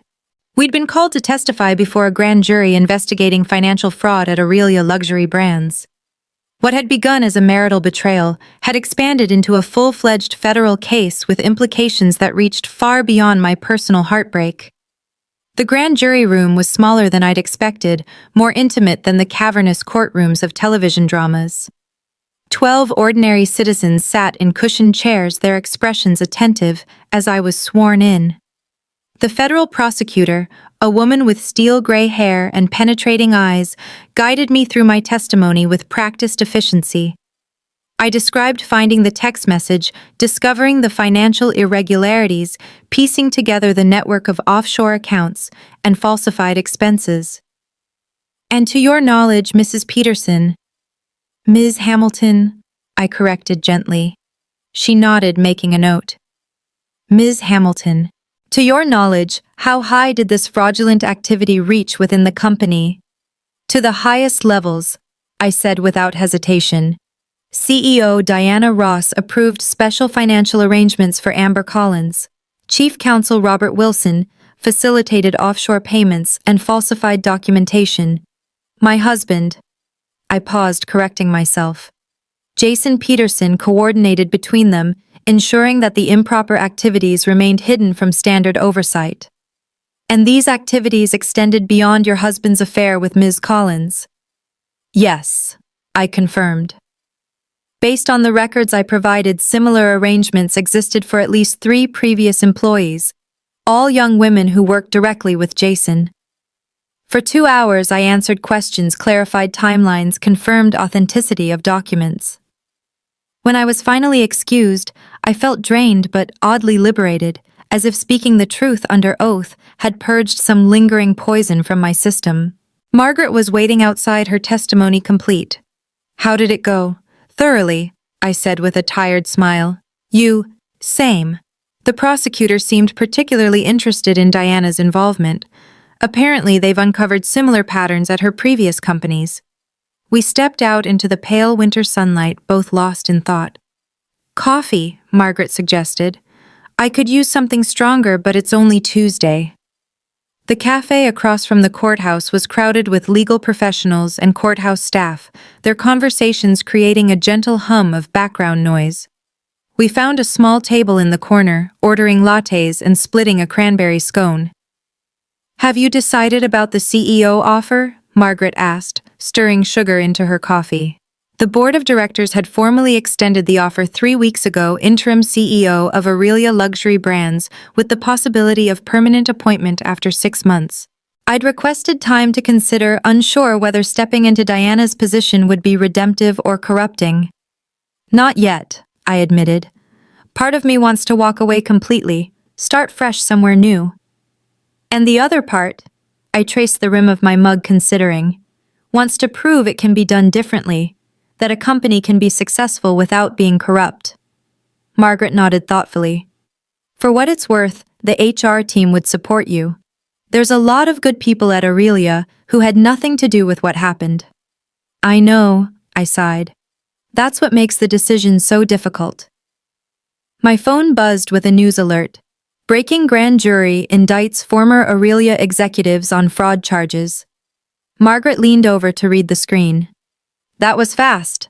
I skimmed the article, my heart racing. Jason, Robert, and Diana, all 3 indicted on multiple counts of wire fraud, tax evasion, and conspiracy. "What about Amber?" "Cooperating witness," I read. "In exchange for immunity." Margaret's expression darkened. "After everything she did—" "She's pregnant," I reminded her. And technically, she was a victim too manipulated by her boss, drawn into a scheme she may not have fully understood.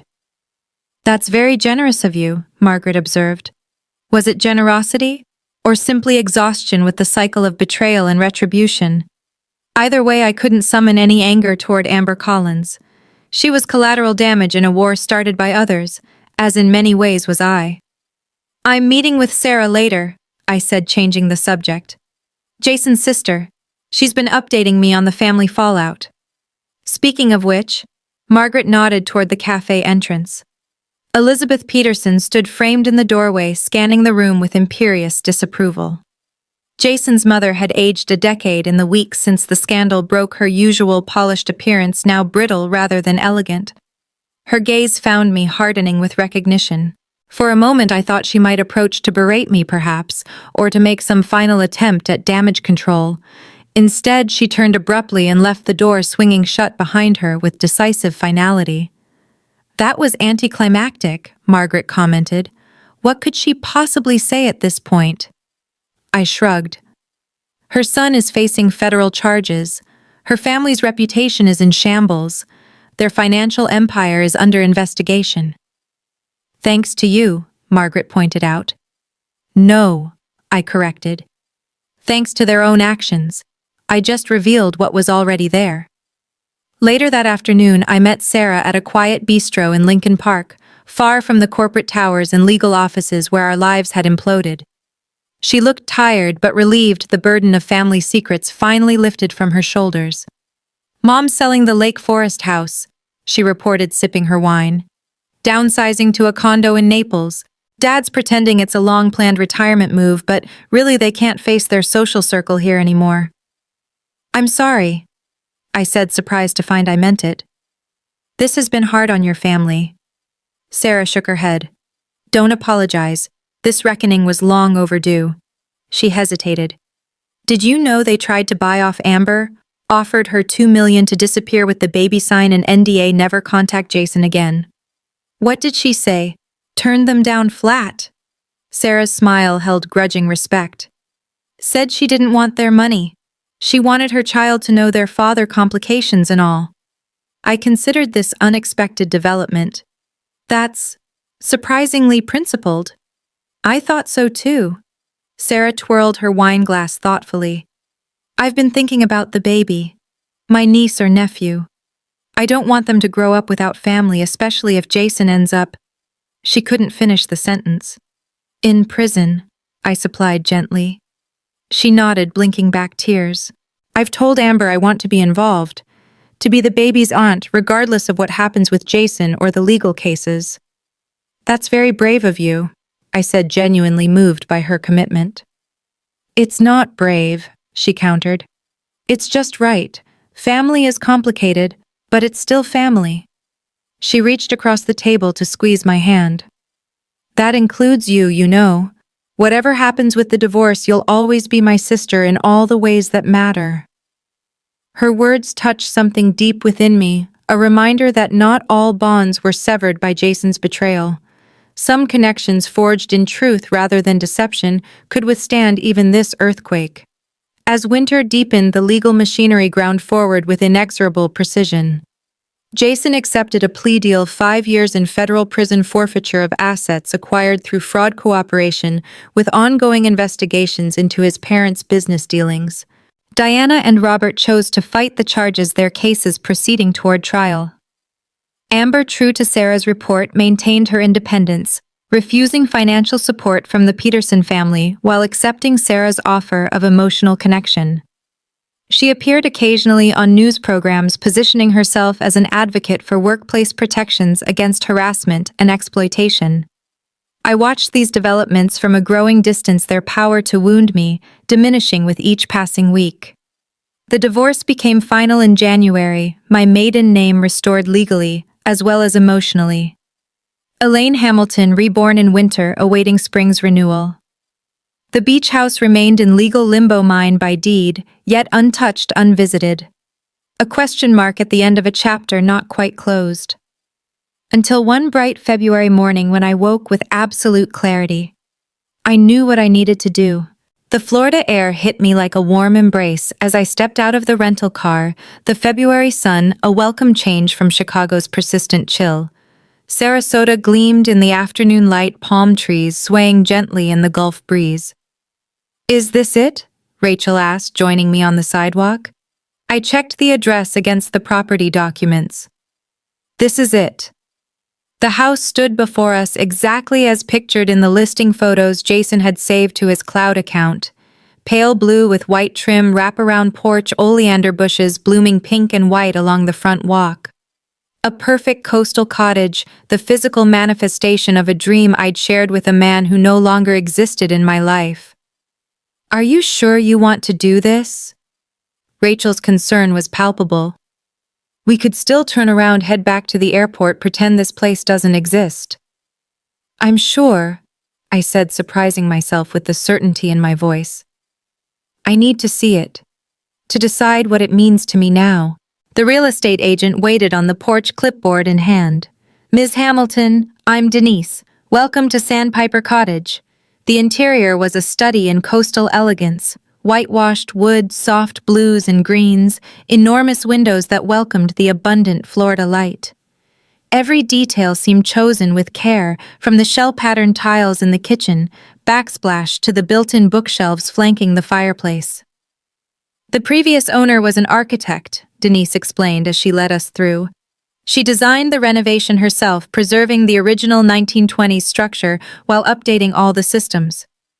I wandered from room to room, trying to reconcile this tangible reality with the dream that had lived in my imagination for so many years.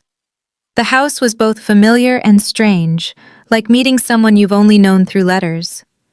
The master bedroom opened onto a private balcony, the view expanding beyond the dunes to the vast expanse of the Gulf. I stepped outside, gripping the railing as the breeze lifted my hair. Below, a wooden boardwalk led over the protected dunes to the beach, where waves lapped gently against sugar-white sand. "It's perfect," Rachel said, joining me. "Exactly like you described." That was the problem. It was perfect, but it had been chosen by Jason. Did that contaminate it? Or could I reclaim this dream, reshape it into something that belonged solely to me? "I'll give you some time," Denise said tactfully, retreating downstairs. "Take as long as you need." When she'd gone, Rachel turned to me. "What are you thinking?" "I'm thinking about what my mother said," I replied slowly. "That dreams don't become tainted just because the people who shared them let us down." I gazed out at the endless horizon where sea met sky in a seamless blue infinity. This view would remain constant whether I claimed it or not. The waves would continue their eternal rhythm, the sun would set in spectacular colors, the shore birds would wheel and dive regardless of human dramas played out on their margins. "I'm keeping it," I decided, the words bringing immediate relief. Not because Jason bought it, not because it was supposed to be ours, but because it can be mine now. Rachel squeezed my arm. "I think that's the right decision." Downstairs, I informed Denise that I wouldn't be selling after all. "I'll need recommendations for local property management, though.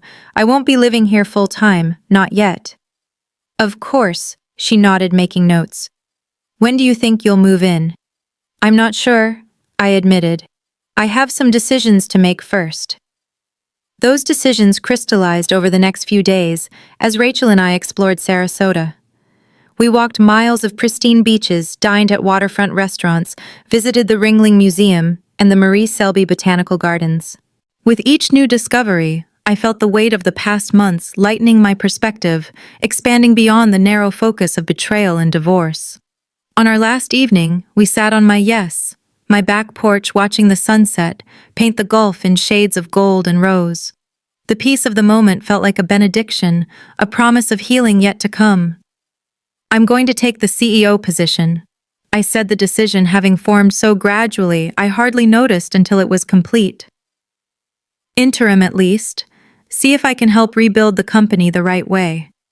Rachel clinked her wine glass against mine. "They'd be lucky to have you." "And after that?" I gazed at the darkening water. "I'm thinking about starting my own consulting firm. Ethical business practices, corporate transparency. Using what I've learned from all this to help other companies avoid the same pitfalls. Elaine Hamilton, corruption fighter. Rachel grinned. I like it. I was thinking Hamilton Consulting Group. I laughed. Less dramatic, more professional. Whatever you call it, I'm in, Rachel said, if you'll have me. I turned to her startled. You'd leave Aurelia? In a heartbeat, she confirmed. I've been thinking about it for a while. This whole experience has clarified a lot of things for me too. We sat in companionable silence as stars began to appear above the darkened water. Change was coming had already come, but for the first time it felt like an opening rather than an ending. The following week I returned to Chicago and accepted the interim CEO position at Aurelia. The board seemed relieved, the employees cautiously optimistic. I spent my first month listening more than directing, learning the true state of the company beneath its glossy surface. Margaret proved invaluable, helping me identify which executives had been complicit in Diana's corruption and which had simply been too intimidated to speak up. Together, we began the slow work of rebuilding not just the company's finances and reputation, but its culture. Spring arrived in fits and starts, winter reluctantly loosening its grip on the city. I moved out of my mother's house into a small but sunny apartment overlooking Lincoln Park. The divorce settlement had left me financially secure, but I chose simplicity over luxury, donating most of the furniture from the brownstone to women's shelters and starting fresh with pieces I selected myself. Gloria from the support group became a regular lunch companion, her hard-won wisdom a balm for the difficult days that still occasionally blindsided me. She introduced me to her book club, a circle of women in their 60s and 70s, whose perspectives on life, love, and resilience expanded my own. You're doing remarkably well, she observed one afternoon as we walked along the lakeshore. Better than I did at your stage. I don't always feel like I am, I admitted. Sometimes the anger still overwhelms me, the sense of time wasted, of being so thoroughly deceived. That's normal, she assured me. Healing isn't linear. It's more like the tide. Sometimes it feels like you're being pulled backward, but the overall direction is forward. Forward motion. That was what I was seeking, what I was gradually finding. Each decision made solely for myself. Each new connection formed on honest foundations, each quiet evening alone that felt peaceful rather than lonely. All evidence of progress, of healing. Sarah kept her promise to be involved with Amber's pregnancy, occasionally sending me ultrasound photos or updates from doctor's appointments. I appreciated her continued friendship, but maintained a gentle distance from the specifics. Some boundaries were necessary for my own well-being. Jason wrote me a letter from prison, a single page of careful handwriting, expressing remorse without excuses, wishing me well without presumption. I read it once, then filed it away, neither answering nor destroying it. Perhaps someday I would respond when the words came from a place of true resolution rather than lingering hurt. Summer arrived in a burst of heat and greenery. My 6-month interim period as CEO was drawing to a close, the board increasingly eager for me to accept a permanent appointment. The company had stabilized under my leadership, its reputation slowly recovering from the scandal that had nearly destroyed it. But my heart wasn't in it. The corporate world, with its politics and pressures, no longer called to me as it once had. My conversations with Rachel about Hamilton Consulting Group had evolved from hypothetical to concrete, our shared vision becoming clearer with each discussion. On a brilliant July morning, I submitted my resignation, recommending Margaret as my replacement. The board was disappointed but understanding. I would stay through the transition, ensuring continuity while training my successor. That evening, I drove to the airport, not for a business trip or a weekend getaway, but for something more significant. Rachel was already waiting at the gate, her excitement palpable. "Ready?" she asked as I settled into the seat beside her. "More than ready," I confirmed. 3 hours later, we landed in Sarasota.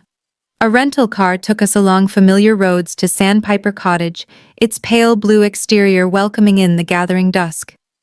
Inside, the furniture I'd ordered over the past months had been arranged exactly as specified, transforming the empty house into a home, my home. I moved through the rooms slowly, absorbing the reality of this space that was entirely mine. No ghosts haunted these corners, no bitter memories tainted these walls. This was new territory unclaimed by the past. On the back porch, I uncorked a bottle of champagne, filling 2 glasses with the sparkling liquid. "To Hamilton Consulting Group," Rachel proposed, raising her glass. "May we change the world one ethical business at a time." "And to new beginnings," I added. "Built on truth, not illusion." As we clinked glasses, the last light of day gilded the Gulf waters in shimmering gold. Behind us, the cottage glowed with welcoming warmth. Ahead of us stretched the endless possibility of the horizon. In that moment, suspended between sunset and twilight, I felt it with absolute clarity, the completion of a circle, the closing of one chapter, and the opening of another. The woman who had discovered her husband's betrayal 8 months ago was gone, transformed by fire into someone stronger, wiser, more authentically herself. Elaine Hamilton had come home, not to a place, but to herself. And that I realized as I sipped my champagne and watched the first stars appear above the darkening water was the greatest victory of all.